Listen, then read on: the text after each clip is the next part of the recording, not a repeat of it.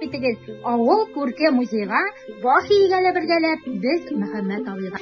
Мөхәммәд Мәһди музее махсус рәвештә 1996 елда алар территориясенә кертеп эшләнелде.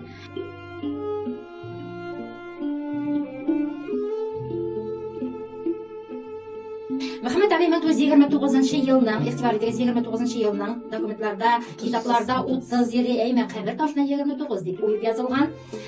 29 елның 1 декабрында шушы музей нәшәсендәге нигездә дөньяга килә. Башлангыч мәктәпне туган авылында, Сикертән авылында 7 еллык тәмамлап, Авша педагогия училищесына укырга килә.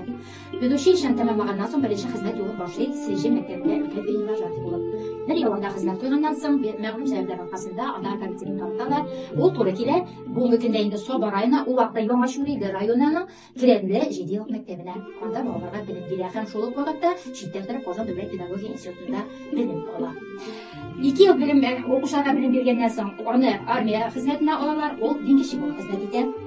Армиядан кайтканнан соң берничә авылда, берничә ай шул исәптән үзенең туган укыган мәктәбе Сикертәндә дә ярты ел балаларга белем биреп, 1960 елга хәтле Казанбаш мәктәбендә укыта. Һәм шунда булачак хатыны Лилия апа белән танышып гаилә кора. Кызлары Гөлка дөньяга килә.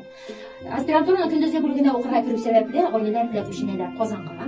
Аннан инде пенсия яшенә хәтле Казан дәүләт университетында студентларга белем бирә. Менә шунда аның язучылык хезмәте киң җәелеп үсеш ала. Аннан инде беләсез, бик көчле тәнкыйтьче һәм зур галим икәнлеген.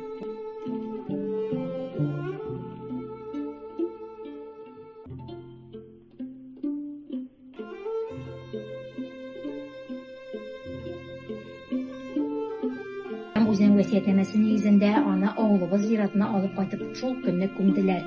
Васыятнамәдә ул яза: авыл зиратында каберлекләр караулы. Шуңа күрә мине авылым зиратында әнием янына торналар төшә торган казаклар булуына каратып күмегез. Яныма, Лилиямә дә урын калдырыгыз ди.